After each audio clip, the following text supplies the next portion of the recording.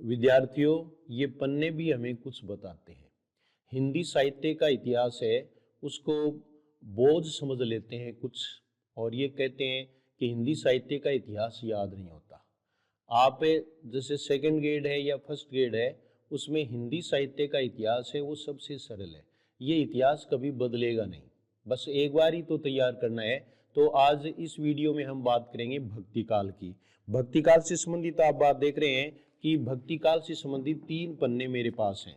ये देखिए आप, भक्ति काल। इस भक्ति काल में इसमें संत काव्य है, वो पूरा एक पन्ने में है। दूसरा पन्ना देखिए, ये सूफी काव्य देख लीजिए, आसानी से आपको दिख रहा होगा। ये सूफी काव्य का पन्ना है। और ये देखिए सगुण भक्ति काव्य धारा में राम भक्ति काव्य और कृष्ण भक्ति काव्य दोनों हैं। तो कहने का मतलब है कि आपको डरने की कोई जरूरत नहीं है। ये पन्ने भी बहुत हैं काम के, 3 पन्ने बहुत काम के हैं। और भक्ति काल से संबंधित ये बात है, अभी वरिष्ठ अध्यापक की अभी जो परीक्षा है उसमें ये बहुत मददगार साबित हो सकते हैं। इसलिए आज अपन बात करेंगे भक्ति काल में संत काव्य की। आप देख रहे हैं भक्ति काल और संत काव्य। संत काव्य में देखो, सबसे पहले हमें भक्ति काल की मोटी मोटी बात करेंगे। भक्ति काल में एक आ सकता है कालावधि। कालावधि का मतलब ये कहां से लेकर के कहां तक है। तो ये देखिए आप, 1375 विक्रम संवत से लेकर ये 1700 विक्रम संवत तक रामचंद्र शुक्ल ने माना है। ईस्वी और विक्रम संवत का पूरा ध्यान रखना है, यानी 1318 ईस्वी से 1643 ईस्वी तक भक्ति काल माना। भक्ति काल है उसको डॉक्टर नगेंद्र ने 1350 ईस्वी से 1650 ईस्वी भी माना है, लेकिन रामचंद्र शुक्ल का ही ज्यादातर पूछते हैं। फिर है भक्ति काल का नामकरण। तो नामकरण है, उसमें सबसे इंपॉर्टेंट है वो एक ही है कि रामचंद्र शुक्ल ने क्या नाम दिया। तो रामचंद्र शुक्ल ने हिंदी साहित्य के इतिहास का जो पूर्व मध्य काल है उसको भक्ति काल सबसे पहले कहा। और भक्ति काल को स्वर्ण काल है वो किसने कहा था? ग्रियर्सन ने। लेकिन जो भक्ति काल है वो नाम है वो रामचंद्र शुक्ल ने दिया था। पूर्व मध्य काल भी रामचंद्र शुक्ल ने दिया था। इसके बाद में देखो, थोड़ी सी स्पीड है वो हमें बढ़ानी पड़ेगी। हजारी प्रसाद द्विवेदी ने भक्ति काल को भक्ति साहित्य कहा है। पृथ्वीनाथ कमल कुल श्रेष्ठ ने कलात्मक उत्कर्ष काल कहा है। राजनाथ शर्मा ने संपूर्ण भक्ति काल को धार्मिक नवोन्मेष काल कहा है। राम प्रसाद मिश्र ने भक्ति काल को पुनरुत्थान काल कहा है। अब उसमें भक्ति जो शब्द है ना, वो भज और तिन धातु से बना है। यानी ये किससे बना? भज और तिन धातु। भक्ति का देखिए आप, ये देखो भक्ति शब्द है, तो भक्ति शब्द है वो भज धातु और तिन प्रत्यय से बना। ये इंपॉर्टेंट नहीं है, नए कोई व्याख्या पूछेंगे, बल्कि इसमें आपको ये ध्यान रखना है कि ये मानना किसने। तो भज धातु से उत्पत्ति है वो मोनियर विलियम्स ने मानी। मोनियर विलियम्स इन्होंने माना है। और दूसरा देखिए, भक्ति का सबसे पहले उल्लेख है वो श्वेताश्वेतर उपनिषद में है। फिर भक्ति साहित्य है या भक्ति काल है, उसको हिंदी साहित्य का स्वर्ण काल कहा जाता है, क्योंकि इसमें उत्कृष्ट रचनाएं हुई। एक बात और, सामाजिक चेतना और आध्यात्मिकता भी इसका प्रमुख कारण था। भक्तिकालीन परिस्थितियों के बारे में आपको कोई चिंता नहीं करनी है, ये इसमें हम छोड़ सकते हैं। फिर आगे देखिए, 2-3 कथन इंपॉर्टेंट है कि जो भक्ति आंदोलन है उसका उदय का कारण है वो रामचंद्र शुक्ल ने हिंदू जनता की असहाय निराश मनय स्थिति को माना। ठीक है। और दूसरा देखिए, रामचंद्र शुक्ल का कथन याद रखना है, अपने पुरुष से हताश जाति के लिए भगवान की शक्ति और करुणा की ओर ध्यान ले जाने के अतिरिक्त दूसरा मार्ग ही क्या था? ये रामचंद्र शुक्ल का है। तो इस प्रकार से रामचंद्र शुक्ल ने बाह्य आक्रमण की प्रतिक्रिया को भक्ति आंदोलन के उदय का कारण माना। इसके बाद में हजारी प्रसाद द्विवेदी, उन्होंने भारतीय चिंताधारा का स्वाभाविक विकास यानी पारंपरिक विकास को माना। हजारी प्रसाद द्विवेदी का ये कथन पहले भी पूछा जा चुका है, अब भी पूछ सकते हैं। तो अगर इस्लाम नहीं आया होता तो भी इस साहित्य का बारह आना वैसा ही होता जैसा आज है। ये हजारी प्रसाद द्विवेदी का कथन है। दूसरा ये भी, समूचे भारतीय इतिहास में अपने ढंग का ये अकेला साहित्य है, इसी का नाम भक्ति साहित्य है, ये एक नई दुनिया है। तो नई दुनिया है वो हजारी प्रसाद द्विवेदी ने कहा। तो ये आपको इसमें ध्यान रखना है। फिर इसमें देखो, मुस्लिम संस्कृति की देन है वो डॉक्टर हुमायूं कबीर, डॉक्टर आबिद हुसैन और डॉक्टर ताराचंद ने माना। इसके बाद में देखो ग्रियर्सन ने भक्ति आंदोलन का उदय वो ईसाई धर्म का माना। उन्होंने कहा कि भक्ति आंदोलन अचानक बिजली की चमक के समान फैल गया। और ग्रियर्सन के अन्य जो समर्थक हैं वो कीथ, वेबर और विल्सन है। फिर रामकुमार वर्मा का भी कथन है हिंदुओं में मुसलमानों से लोहा लेने की शक्ति नहीं थी, ये इन्होंने कहा है। बाल गंगाधर तिलक है, उन्होंने भक्ति का मूल उद्गम प्राचीन भारतीय जो स्रोत हैं उनमें माना है। भक्ति आंदोलन का उदय और उद्भव दक्षिणी भारत में हुआ अलवार संतों से माना जाता है। आलवार संत हैं वो वैष्णव संत हैं और ये द्रविड़ है, उसके कांचीपुरम को इसका मुख्य स्थान माना गया है उद्भव का। उसके बाद में देखो आपको ये ध्यान रखना है कि भक्ति द्राविड़ी उपजी लाए रामानंद, ये कबीर का कथन है। तो भक्ति आंदोलन है वो दक्षिणी भारत में प्रारंभ हुआ और उत्तरी भारत में इसका प्रचार प्रसार अधिक हुआ क्योंकि राजनीतिक परिस्थितियां हैं वो यहाँ अनुकूल थी। आलवार संत हैं वो उनकी संख्या 12 मानी जाती है और इसमें जो स्त्री भक्त हैं वो आंदाल हैं, इनको दक्षिणी भारत की मीरा कहा जाता है। आलवार भक्त हैं, उनकी रचना का नाम नालियार दिव्य प्रबंधम है, इसको दिव्य प्रबंधम भी कहते हैं। इसके बाद में देखो आप कि दार्शनिक पृष्ठभूमि है, तो इसमें ये 5 आपको ध्यान में रखने हैं। अद्वैतवाद है वो शंकराचार्य का है, विशिष्ट अद्वैतवाद है वो श्री रामानुजाचार्य का है और द्वैतवाद है वो मध्वाचार्य। अब द्वैतवाद जैसे याद नहीं रहे तो इसमें आपको ध्यान रखना है द्वैत का मतलब 2, ठीक है ना। तो मध्वाचार्य का मतलब मधुआ माने दारू पिया हुआ, उसको हर एक चीज है वो 2 दिखती है, इसलिए मध्वाचार्य उसका द्वैतवाद है। और द्वैतवाद है वो निम्बार्काचार्य का है और शुद्धाद्वैतवाद है वो वल्लभाचार्य का है। वल्लभ है वो रोशनी के लिए शुद्ध होना चाहिए। फिर स्मार्त संप्रदाय है ये शंकराचार्य का ही है। श्री संप्रदाय है वो रामानुजाचार्य का है। केवल मोटे मोटे आपको ध्यान में रखने हैं, ठीक है। और इसके बाद में सनक संप्रदाय या सनकादि संप्रदाय, इसी को निम्बार्क संप्रदाय कहते हैं, ये निम्बार्काचार्य है। निम्बार्काचार्य इनके बचपन का नाम नियमानंद था और इसमें राधा कृष्ण की युगल उपासना होती है। दाम्पत्य भक्ति को श्रेष्ठ बताया गया है और राधा को का स्वीकीय रूप है वो इसमें स्वीकार किया गया है और निम्बार्काचार्य को सुदर्शन चक्र का अवतार माना जाता है। और इस संप्रदाय के प्रमुख कवि हैं वो श्री भट्ट हैं, जिनकी रचना युगल शतक है।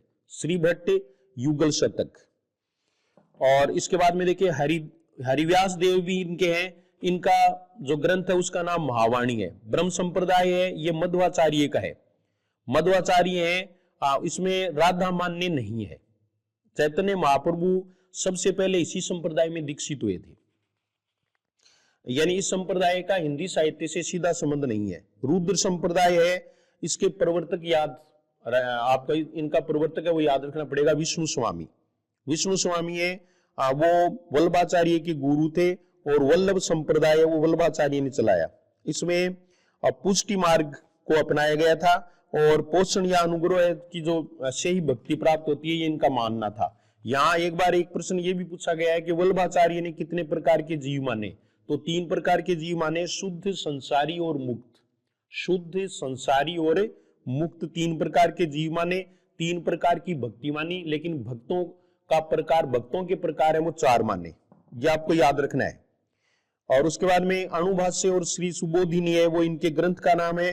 और फिर देखो श्रृंगार मंडन और विद्वन मंडन है ये विठलनाथ के हैं और विठलनाथ है उन्होंने ही अष्टछाप की स्थापना की थी 1565 ईस्वी में। अष्टछाप में 8 कवि और भक्त हैं जिनको अष्ट सखा भी कहते हैं। और अष्टछाप है उसमें 4 शिष्य हैं वो वल्लभाचार्य के हैं, 4 हैं वो विठलनाथ के हैं। वल्लभाचार्य के 4 शिष्य हैं वो कुंभन दास जो सबसे बड़े थे, यानी 1468 ईस्वी इनका जन्म माना जाता है। सूरदास है वो 1478 ईस्वी दूसरे नंबर पर है। परमानंद दास है वो 1493 ईस्वी तीसरे नंबर पर है।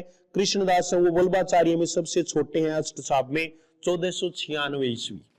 इसके अलावा देखो विठलनाथ के भी 4 शिष्य हैं जिनमें सबसे बड़े हैं वो गोविंद स्वामी है 1505 ईस्वी। छीत स्वामी है वो 1515, छेद के बराबर कर दिया 1515। और चतुर्भुज दास हैं वो 1530 ईस्वी में, ये कुंभन दास के पुत्र थे। नंददास हैं वो सबसे छोटे हैं, कनिष्ठ हैं, यानी कनिष्ठतम है वो कौन है, नंददास हैं। 1533 ईस्वी इनका जन्म काल माना जाता है। तो कुंभनदास सबसे बड़े हैं और नंददास हैं वो सबसे छोटे हैं। काव्य शास्त्र की दृष्टि से सूरदास हैं वो श्रेष्ठ कवि माने जाते हैं, दूसरे नंबर पर नंददास हैं और तीसरे नंबर पर परमानंददास हैं। और इसके बाद में देखो आप हरिराय जो है उन्होंने भाव प्रकाश नामक टीका लिखी थी वार्ताओं पर, 84 वैष्णवन की वार्ता और 252 वैष्णवन की वार्ता। 84 वैष्णवन की वार्ता है उसमें वल्लभाचार्य के शिष्यों की वार्ताएं हैं और 252 वैष्णवन की वार्ता में विठलनाथ के शिष्यों की वार्ताएं हैं। और ये औरंगजेब के भय से हरिराय जो हैं वो श्रीनाथ जी की मूर्ति को लेकर उदयपुर राज्य में आ गए थे। राधा वल्लभ संप्रदाय है, इनके प्रवर्तक हैं वो हित हरिवंश हैं और इस संप्रदाय के मंदिरों में राधा का विग्रह कृष्ण के साथ नहीं होता बल्कि श्री कृष्ण के वाम भाग में वस्त्र निर्मित गद्दी पर स्वर्ण पत्थर पर श्री राधा शब्द अंकित रहता है, बस ये विग्रह नहीं होता। और इसके बाद में देखो अन्य जो है हरिदासी संप्रदाय है, इसको सखी संप्रदाय या टाटी संप्रदाय भी कहते हैं। इसके प्रवर्तक हैं वो स्वामी हरिदास हैं। स्वामी हरिदास हैं वो महान संगीतज्ञ थे, तानसेन इनके शिष्य बताए जाते हैं, ऐसा भी इसमें माना जाता है। और नित्य निकुंज बिहारी हैं वो उपास्य देव हैं। हरिदास की रचना का नाम केलीमाल है, केलीमाल। उसके बाद में चैतन्य संप्रदाय है जिसको गौड़ीय संप्रदाय भी कहते हैं। कृष्ण चैतन्य महाप्रभु इनके इसके जो है वो प्रवर्तक हैं जिनका बचपन का नाम गौरांग निमाई या विश्वंभर था। ये देखिए आप, इनके गुरु का नाम केशव भारती था। जीव गोस्वामी ने इसकी शास्त्रीय व्याख्या की है। इनका प्रमुख ग्रंथ है वो गोविंद भाष्य है और बलदेव विद्याभूषण इन्होंने इनका संपादन किया। इसके प्रमुख कवि हैं वो सूरदास, मदन मोहन है, गदाधर भट्ट हैं और राम राय हैं। अन्य संप्रदाय हैं उनके बारे में देखो, उदासी संप्रदाय है उसके प्रवर्तक हैं वो श्रीचंद है जो गुरु नानक के पुत्र थे। स्वसुखी शाखा है और तत्सुखी शाखा है, ये दोनों हैं वो राम भक्ति शाखा से संबंधित हैं। और रामचरण दास है वो स्वसुखी शाखा के हैं और तत्सुखी शाखा है वो श्रृंगारी भावना के प्रवर्तक तो रामचरण दास हैं और तत्सुखी शाखा है इसका प्रवर्तन जीवाराम ने कहा, जीवाराम ने किया तत्सुखी शाखा। राम भक्ति की शाखाएं, रसिक शाखा है वो अग्रदास, दूसरा देखो सतनामी है वो जगजीवन। साधु संप्रदाय याद रखना है वीरभान। परब्रह्म संप्रदाय बहुत इंपॉर्टेंट है दादू दयाल। और तपसी शाखा है वो कीलदास। भक्ति का जैसे भक्ति काल में अगर हम वर्गीकरण करें तो रामचंद्र शुक्ल ने प्रवृत्तिगत वर्गीकरण किया है कि भक्ति काल है उसको सबसे पहले दो शाखाओं में बांटा, निर्गुण भक्ति शाखा और सगुण भक्ति शाखा। फिर निर्गुण भक्ति शाखा है इसको दो भागों में बांटा, ज्ञानाश्री शाखा और प्रेमाश्री शाखा। ऐसे सगुण भक्ति शाखा है उसको राम भक्ति शाखा और कृष्ण भक्ति शाखा में बांटा है। तो ऐसा जो वर्गीकरण है सर्वप्रथम है वो रामचंद्र शुक्ल ने किया। इसी प्रकार से डॉक्टर रामकुमार वर्मा यहाँ इंपॉर्टेंट है, इन्होंने ज्ञानाश्री शाखा के काव्य को संत काव्य कहा और प्रेमाश्री शाखा के काव्य को सूफी काव्य कहा। तो संत काव्य और सूफी काव्य कहने वाले हैं वो रामकुमार वर्मा है। अब इसके बाद में देखो आप संत काव्य, तो संत काव्य में प्रवृत्तियां हैं वो हमारे पाठ्यक्रम में है। तो निर्गुण व निराकार ब्रह्म की उपासना इसकी पहली विशेषता है और संत काव्य है उसकी दूसरी प्रमुख विशेषता है कि ये भाव प्रधान है, कला प्रधान नहीं है। इसमें गुरु की महत्ता को स्वीकार किया गया है, रहस्यवाद की प्रवृत्ति पाई जाती है। दोनों ही प्रकार के रहस्यवाद इसमें है, भावात्मक और दूसरा है वो साधनात्मक, दोनों हैं। इसके बाद में देखो लोक पक्ष की प्रधानता है और भक्ति है ना उसमें वैविध्य है, जैसे दास्य भाव की, सख्य भाव की, कांत भाव की, माधुर्य भाव की, ये सारे हैं। रूढ़ियों और बाह्य आडंबरों का विरोध किया गया, जाति पांति का विरोध है, अवतारवाद और लीलावाद इसमें मान्य नहीं है।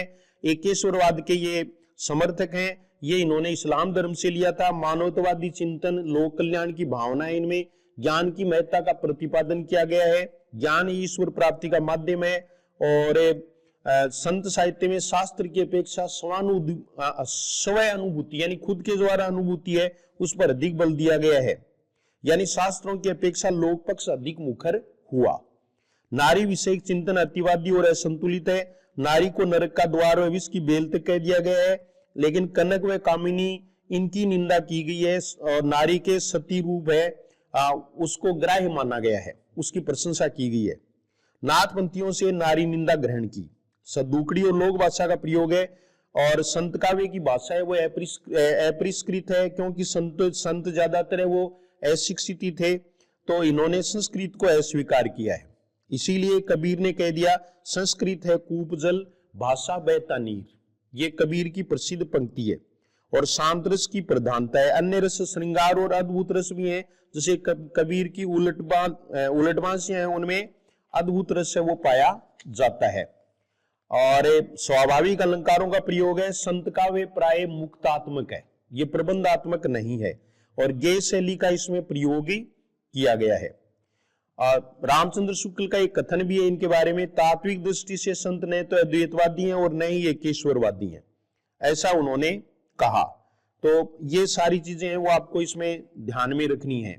और फिर देखो प्रमुख संत कवि, तो इसमें पहले हमें कबीर के पूर्ववर्ती कवियों को ले रहे हैं। तो नामदेव है, नामदेव 1267 ईस्वी इनका काल माना जाता है, महाराष्ट्रीय संत हैं, और नामदेव से ही संत काव्य की परंपरा मानी जाती है, यही आपको ध्यान में रखना है। हिंदू अंधा तुर्को काना, दुओं ते ज्ञानी सयाना, इनकी प्रसिद्ध पंक्ति है। हिंदू पूजे देहरा, मुसलमान मस्जिद, इनमें हमें कबीर की सी झलक मिलती है, लेकिन ये पंक्तियां वो नामदेव की हैं। और नामदेव है उसके बारे में ये याद रखना है कि ये छिपी थे, दर्जी थे जाति से, इसलिए इन्होंने जो इनके पेशे में जो चीज काम आती थी उसको जो है वो साधना क्षेत्र में ये लाए। त्रिलोचन भी पहले है, जयदेव भी पहले हैं, जयदेव वो बंगाली थे। संत सदना भी हैं, ये कसाई थे। और संत वेणी, ये जो है वो कबीर से पहले वाले संत हैं। फिर है कबीर और कबीर के समकालीन, तो कबीर का जीवन काल 1398 ईस्वी से 1518 ईस्वी माना जाता है। इनका जन्म काशी में लहरतारा तालाब के पास ये पड़े हुए मिले थे शिशु रूप में, और इनकी मृत्यु वो मगहर में हुई। माता का नाम नीमा था, पिता का नाम नीरू था। इनके कमाल और कमाली पुत्री भी माने जाते हैं, गुरु का नाम रामानंद है। और ये कबीर जो हैं वो बघेल राजा वीर सिंह देव व सिकंदर लोदी के समकालीन थे। तो सिकंदर लोदी ने काशी में आकर इन पर अत्याचार किए थे, ऐसा वर्णन कहीं मिलता है। इनका ग्रंथ है वो प्रसिद्ध बीजकी है, और बीजक इसका संपादन है वो कबीर के शिष्य धर्मदास ने 1521 विक्रम संवत में किया था। बीजक का शाब्दिक अर्थ है गुप्त धन बताने वाली कुंजी। कबीर ग्रंथावली है, ये श्याम सुंदर दास द्वारा प्रकाशित है, और पार्श्वनाथ तिवारी ने भी वैज्ञानिक ढंग से कबीर ग्रंथावली का संपादन किया है। फिर देखो इनकी जैसे कबीर से संबंधित जो रचना है, एक तो है कबीर, कबीर नाम से हजारी प्रसाद द्विवेदी ने और विजेंद्र स्नातक ने लिखा। लेकिन इंपॉर्टेंट है संत कबीर। संत कबीर है वो रामकुमार वर्मा। उसके बाद में देखो कि इसके 3 जो है वो भाग हैं, रेमेनी, शब्द और साखी। इनमें से कबीर के 228 पद और 238 साखियां हैं वो आदि ग्रंथ यानी गुरु ग्रंथ साहिब में संकलित हैं। तो ये 3 इनके भेद हो गए। और उसके बाद में आपको ये ध्यान रखना है कि ये जो रेमेनी है इसका उल्लेख है वो गुरु ग्रंथ साहिब में नहीं है, लेकिन शब्द और साखी का है। लेकिन रेमेनी और शब्द है ये दोनों गेय हैं, और इनकी भाषा है वो ब्रज है। शब्द को पद भी कहते हैं, और साखी है ना ये 2 छंद में लिखी गई है, इन 2 छंद जैसी है, जिसका यानी स्वानुभूत तथ्यों का वर्णन है वो साखी में मिलता है। साखी मानी साक्षी, गवाह है। और उसके बाद में देखिए आप कबीर की भाषा है वो श्याम सुंदर दास ने पंचमेली खींचड़ी बताई है, रामकुमार वर्मा ने पूर्वी हिंदी बताई है, और इसके अलावा देखो सुनीति कुमार चटर्जी ने ब्रज भाषा बताई है, उदय नारायण तिवारी ने बनारस की बोली बताई, और रामचंद्र शुक्ल है इन्होंने सद्धूकड़ी भाषा बताई है। इसके अलावा देखिए हजारी प्रसाद द्विवेदी का जो कथन है ये ज्यादातर सामान्य पेपर में पूछते हैं, और हजारी प्रसाद द्विवेदी ने अपने ग्रंथ में यानी जो कबीर ग्रंथ है इनका, उनमें कबीर को वाणी का डिक्टेटर या बादशाह कहा है। इनके अनुसार भाषा कुछ लाचार सी नजर बनकर कबीर के सामने आती है। तो कहने का मतलब वाणी का डिक्टेटर है वो भाषा के ठेठ शब्दों का प्रयोग करने के कारण इनको कहा गया है। और ये देखिए आप हजारी प्रसाद द्विवेदी का कथन है वे सिर से पैर तक मस्त मौला व स्वभाव से फक्कड़ थे। तो ये कबीर के बारे में कहा गया है वो, और हजारी प्रसाद द्विवेदी ने कहा है। और ये देखिए आप भाषा पर कबीर का जबरदस्त अधिकार था। हिंदी साहित्य के हजारों वर्षों के इतिहास में कबीर जैसा व्यक्तित्व लेकर कोई उत्पन्न नहीं हुआ, ये कथन भी हजारी प्रसाद द्विवेदी का है। कबीर के अन्य ग्रंथ उग्र गीता, रेखता, हिंडोला ये माने जाते हैं, चांचर, ककहरा, लेकिन इनके बारे में पूछते नहीं है। कबीर में कला पक्ष की अपेक्षा भाव पक्ष की प्रधानता थी। ये जाति पाति और छुआछूत के विरोधी थे। विश्व धर्म और मानव धर्म का इन्होंने उपदेश दिया। भावनात्मक और साधनात्मक दोनों रहस्यवाद इनमें पाए जाते हैं। तो और कबीर की उलटवांसियां हैं, जिनको विपरीत कथन कहते हैं, ये सिद्धों से प्रभावित है। उलटवांसियां किससे प्रभावित है? सिद्धों से। और कबीर अपने परम तत्व को राम कहते हैं। और कबीर के ग्रंथों की सबसे पहले खोज है वो H.H. विल्सन ने की। तो इसमें ये चीजें आपको ध्यान में रखनी है। कबीर के काव्य पर वेदांत, अद्वैतवाद, इस्लाम, वैष्णव आदि का प्रभाव है, लेकिन ये नाथ वंश से सर्वाधिक प्रभावित है। तो ये आपको ध्यान में रखना है कबीर के बारे में, ठीक है। अब देखो रामानंद है, तो रामानंद है, इनके गुरु का नाम राघवानंद था। रामानंद का काल है वो 1368 ईस्वी से 1468 ईस्वी माना जाता है। और उत्तरी भारत में वैष्णव भक्ति जो है, राम भक्ति है, उसका प्रचार करने का श्रेय है वो रामानंद को ही दिया जाता है। ये दसदा भक्ति के आगार कहे जाते हैं। और हजारी प्रसाद द्विवेदी ने रामानंद को आकाश धर्मा गुरु कहा था, क्योंकि इनके जो शिष्य हैं वो निर्गुण, सगुण और सभी प्रकार के थे।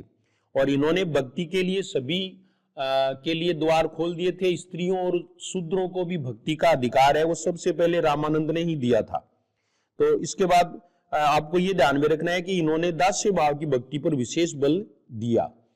और इन्होंने अपने जो भी प्रचार इन्होंने किया उसका माध्यम हिंदी अपनाया, इसलिए ये इंपॉर्टेंट है। गुरु ग्रंथ साहिब में इनके भी इनका जो है वो एक पद संकलित है, लेकिन पद संकलित हो गया, पद संकलित है वो तुलसीदास का नहीं है। इनकी प्रसिद्ध रचनाएं देखो, राम रक्षा स्तोत्र है, ये राम काव्य का प्रथम ग्रंथ माना जाता है। रामार्चन पद्धति भी इनके ग्रंथ का नाम बताया जाता है। और एक योग चिंतामणि और आरती की जय हनुमान लला की, ये रामानंद द्वारा रचित बताया ग्रियर्सन ने। रामानंद के 12 शिष्य प्रसिद्ध हैं जो आपको ध्यान में रखने हैं आपको ध्यान में, सुरसरानंद, नरहरियानंद, अनंतानंद, सुखानंद, भावानंद। और 5 ये कवि भी हैं, कबीर, धन्ना, पीपा, रैदास और सेन। इसका आपको ऐसे याद रख सकते हो कि कबीर धन को पीपो लेके रैदास का निसैन करे है। कबीर धन को पीपो लेके रैदास का निसैन करे है। इसमें ये 500 कवि आ गए। इसमें से ज्यादा उत्तर पूछेंगे। 2 शिष्याएं भी थी, पद्मावती और सुरसुरी, ये 2 हैं वो इनकी शिष्या थी रामानंद की। फिर रैदास हैं, तो रैदास का वास्तविक नाम है वो रविदास है। ये 1398 ईस्वी से 1448 ईस्वी इनका जीवन काल माना जाता है। और ये काशी के चर्मकार थे। पत्नी का नाम लोना था। निम्न कुल में उत्पन्न होकर के भी इनकी जीवन शैली उत्तम और पवित्र थी। और इनके 40 से 100 तक पद हैं वो गुरु ग्रंथ साहिब में मिलते हैं। मीरा है वो रैदास की शिष्या थी, ठीक है। और इनके शिष्य वीरभान ने रैदासी पंथ की स्थापना की, जिसे साधु संप्रदाय भी कहा जाता है। तो वीरभान है वो इनके शिष्य के शिष्य माने जाते हैं। बाह्य उपासनाओं का रैदास ने भी विरोध किया, मूर्ति पूजा आदि का विरोध किया, लेकिन इनकी जो शिष्य है वो सगुण भक्त हैं। तो इसमें देखिए, रैदास की मुख्य भाषा है वो ब्रज थी, अन्य भाषाओं का उसमें मिश्रण था। कला पक्ष की अपेक्षा प्रतिपाद्य या भाव पक्ष पर अधिक बल दिया गया है। और रैदास है वो सिकंदर लोदी के निमंत्रण पर दिल्ली गए थे। रैदास की कविता की प्रमुख विशेषता उनकी निरीता यानी सीधापन है, सरलता है। इसलिए इनकी जो तुलना है वो नानक से की जाती है, गुरु नानक से। मन चंगा तो कठौती में गंगा इनकी प्रसिद्ध पंक्ति है। और पवित्रता पर इन्होंने बहुत बल दिया है। इनका प्रसिद्ध भजन है, प्रभु जी तुम चंदन हम पानी। तो थोड़े बहुत आप थक गए होंगे, तो ये बहुत ही अच्छा भजन है, इसको गाया करो, जिससे हमें शांति मिलती है। और ये देखो, प्रभु जी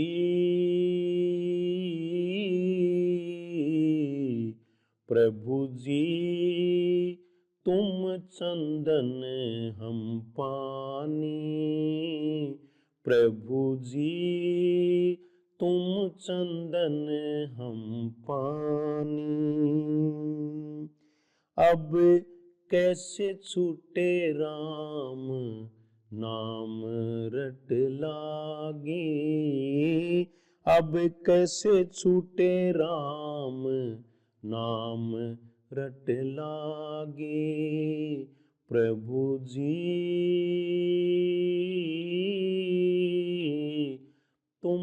चंदन हम पानी, तुम चंदन हम पानी।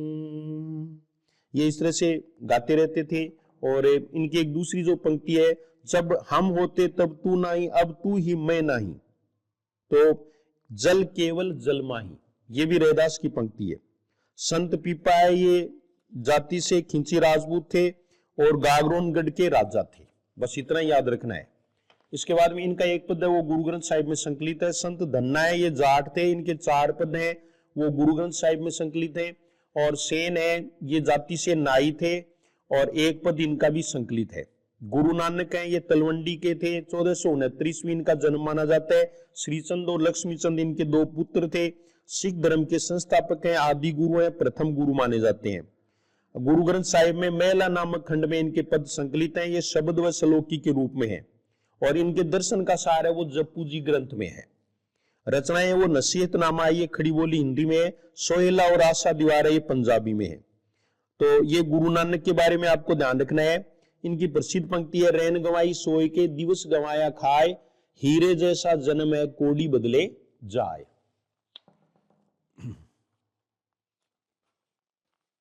ये भी ऐसे गाते हैं, रैन गवाई सोए के दिवस गवाया खाए, हीरे जैसा जन्म है कोड़ी बदले जाए, नानक कोड़ी बदले जाए। जा ही रहा है वो तो। एक इनका ये है, जेनर दुख में दुख नहीं मानने, सुख स्नेह और भय नहीं माने, कंचन माटी जानने। ये भी गुरु नानक का है। और इसके बाद में देखो कबीर के परवर्ती संत हैं जिनमें दादू दयाल प्रमुख हैं। इनका जीवन काल आपको याद रखना है, 1544 ईस्वी से 1603 ईस्वी है। इनका जन्म स्थान है वो अहमदाबाद है और इनका निधन है वो नरेना जयपुर में हुआ। और ये राजस्थान के प्रथम संत कवि माने जाते हैं। कुछ है वो इनको राजस्थान का कबीर भी कहते हैं। ये जाति से मुसलमान थे, दुनिया कवि इनको कहते हैं। कुछ तेली व मोची भी मानते हैं। और इनकी जो उत्पत्ति है वो कबीर की मानती है। कबीर पर ही इनका सबसे अधिक प्रभाव पड़ा था। साबरमती नदी में लोदीराम ब्राह्मण को ये मिले थे। निरक्षर और भ्रमणशील थे। इनके गुरु का नाम बुढ़न या वृद्ध भगवान मानते हैं, जिनको बुरहानुद्दीन भी कहते हैं। पत्नी का नाम होवा था। पुत्र गरीबदास और मिस्किनदास हैं। और परब्रह्म संप्रदाय की इन्होंने स्थापना की थी। दादू पंथ की स्थापना 1533 में सांबर में हुई। इनका सत्संग स्थल है वो अलख दरीबा है। और इनकी प्रधान पीठ है वो नरेना जयपुर में है, जिसे नारायणा भी कहते हैं। और अकबर दादू के उपदेशों से काफी प्रभावित थे। दादू पंथ पर कबीर का ही सर्वाधिक प्रभाव पड़ा। और इनका कोई सांप्रदायिक चिन्ह नहीं होता है, केवल सुमिरनी रखते हैं, माला रखते हैं और अभिवादन में सतनाम कहते हैं। दादू की रचनाएं देखो, अनभयवाणी, कायाबेली और हरडेवानी, ये इंपॉर्टेंट है, इनमें से एक पूछेंगे। तो अनभयवाणी, अनभयवाणी आप ये समझो दादू का मतलब दादा, तो दादे को भय नहीं आता। दादा है वो भूत आदि से डरता थोड़ी है, तो अनभय है। अनभयवाणी है वो दादू की है। काया बेली, काया है वो बेली हो गई किसकी, दादा की। और दादा की हरडकार दो आजकल हरडेवानी, तो हरडेवानी है। इसका संपादन है वो संतदास और जगन्नाथ दास ने किया है। और जगन्नाथ दास है वो दादू के साहित्यिक शिष्य माने जाते हैं। दूसरा ये भी बहुत इंपॉर्टेंट है जो अभी पूछा था, अंगवधु। अंगवधु है ये हरडेवानी की त्रुटियों को सुधारकर रज्जब जी ने, जो दादू के शिष्यों में सर्वाधिक कवित्व लेकर उत्पन्न हुए थे, ऐसा हजारी प्रसाद द्विवेदी का मानना है, ने अंगवधु काव्य का संकलन किया था। तो अंगवधु का संकलन तो किसने किया? अंगवधु का संकलन है वो तो रज्जब जी ने किया, लेकिन ये रचना किसकी मानी जाती है? दादू दयाल की, क्योंकि वाणियां हैं वो दादू दयाल की हैं। और दादू दयाल नाम से जो इनकी वाणियों का संपादन है वो परशुराम चतुर्वेदी ने किया। जगजीवन साहब भी दादू के शिष्य थे, जिन्होंने सतनामी संप्रदाय चलाया। भक्तमाल में दादू के 52 शिष्यों का वर्णन है, जिनमें संतदास, जगन्नाथ दास, परागदास, गरीबदास, मिस्किनदास, जगजीवन साहब, रज्जब जी, टिब्बा जी और सुंदरदास हैं। और कुछ ये भी कहते हैं कि दूल्हे भी इनके शिष्य थे। संत कवि रज्जब जी देखो 1567 ईस्वी, ये आपको याद रखना है। सांगानेर के पठान थे और इन्होंने सैनिक शिक्षा के साथ साथ पढ़ाई लिखाई की थी। दादू के शिष्यों में श्रेष्ठ स्थान इनको प्राप्त है। ये बारात लेकर के जा रहे थे, उसमें दादू की वाणी सुनकर वैरागी बन गए, इसलिए दादू ने इनको हमेशा दूल्हे के वेश में रहने का आदेश दिया। और ये संबग्गी है वो इनकी प्रसिद्ध रचना मानी जा सकती है। राजस्थानी का इसमें प्रभाव है, ढूंढाड़ी भाषा का इनकी जो रचना है उन पर प्रभाव है। सुंदरदास है वो 1596 ईस्वी है। ये जाति से खंडेलवाल थे। इनका जन्म स्थान है वो राजस्थान धौसा माना जाता है, ये राजस्थान में जन्मे हैं। और रजब जी में इनकी खूब श्रद्धा थी। ये श्रृंगार विरोधी कवि थे। रसिक प्रिया, रस मंजरी और सुंदर श्रृंगार, इन तीनों की इन्होंने आलोचना की है। और इनकी रचना है वो सुंदर विलास है, इसमें तो कवित, सवैया, छंद आदि हैं। और दूसरी रचना है वो आपको याद रखनी है, ज्ञान समुद्र, ये साधना पद्धति पर लिखा गया है। सुंदरदास की भाषा है वो परिष्कृत ब्रज भाषा है। ये इनमें एक ही प्रश्न पूछते हैं। सुंदरदास है वो दादू के शिष्यों में और संत कवियों में भी सबसे अधिक शिक्षित थे, जिन्होंने विधिवत रूप से शिक्षा पाई थी। रामचंद्र शुक्ल का कथन है, निर्गुण पंथियों में यही एक ऐसे व्यक्ति हुए जिन्हें समुचित शिक्षा मिली और जो काव्य कला की रीति से अच्छी तरह परिचित थे। संतों ने केवल गाने के पद एवं दोहे कहे हैं, पर इन्होंने सिद्ध हस्त कवियों के समान बहुत से कवित्व व सवैये रचे। हजारी प्रसाद द्विवेदी का कथन है, शास्त्रीय ढंग के वे एकमात्र निर्गुणिया कवि हैं। तो निर्गुणिया कवि है वो सुंदरदास को कहा है। सुंदरदास की प्रसिद्ध पंक्ति है, बोलिए तो तब जब बोलिबे को होए। इसके बाद में देखो मल्लुकदास हैं, ये 1574 ईस्वी इनका जन्म माना जाता है। और इनका जन्म स्थान है वो इलाहाबाद के पास कड़ा है, इलाहाबाद के पास, यानी राजस्थान में नहीं जन्मे हैं। और जाति के खत्री थे। इनके गुरु का नाम कील या द्राविड़ या पुरुषोत्तम शर्मा माना जाता है। आलसियों का महामंत्री इन्होंने दिया था। ज्यादातर यही प्रश्न पूछते हैं, अजगर करे न चाकरी, पंछी करे न काम, दास मलुका कह गए सबके दाता राम। इनकी भाषा अवधी व ब्रज मानी जाती है। रचनाएं वो रतन खान है। रतन खान इनकी प्रसिद्ध रचना है, ज्ञान बोध है। और ये पूरा जो है वो आपको मल्लुकदास के रूप में ध्यान में रखना है। भक्ति विवेक, ध्रुव चरित और सुख सागर है, वो भी इनकी रचना का नाम है। तो विद्यार्थियों, ये जो है वो संत काव्य है वो पूरा हो गया। संत काव्य में आपको ये चीजें हैं वो ध्यान में रखनी है। कबीर का विशेष रूप से ध्यान रखना है। कबीर, दादू दयाल हैं, मल्लुकदास हैं, सुंदरदास हैं, रजब जी हैं, इनकी रचनाओं का थोड़ा बहुत ध्यान रखना है। ये बहुत छोटा पोर्शन है जो हमने बहुत कम समय में पूरा कर लिया है, तो इतना आप इसमें ध्यान कर लें। फिर इसके बाद में जो सूफी काव्य है उसके बारे में आपको जल्द ही बता दिया जाएगा शॉर्ट में। और ये वीडियो आपको कैसा लगा आप जरूर कमेंट करें। एक बात, दूसरी बात है, अगर आप पूरा साहित्य या इस तरह से पढ़ना चाहें या उसको साथ साथ में लिखना भी चाहें तो आपको कोर्स परचेज करेगा ऑनलाइन करना पड़ेगा। ऑनलाइन जीएस हिंदी क्लासेज पर ऐप डाउनलोड जरूर कर लें, उसमें फ्री डेमो वीडियोस देख लें। आप नहीं लें तो किसी दूसरे को जरूर बताएंगे, ऐसी मैं उम्मीद आपसे कर सकता हूं। और जो कोर्स दिलाता है, 2 कोर्स दिलाता है, उसका सिलेक्शन तो हो ही जाता है। ये मैं वैसे प्रचार प्रसार के लिए कह रहा हूं, लेकिन ये सच भी है, क्योंकि इसमें आपकी निष्ठा झलकेगी, श्रद्धा झलकेगी। और इसका मतलब है कि आपका सिलेक्शन होगा, क्योंकि आप पढ़ाई में पूरा ध्यान लगाएंगे और पढ़ाई की कद्र करेंगे।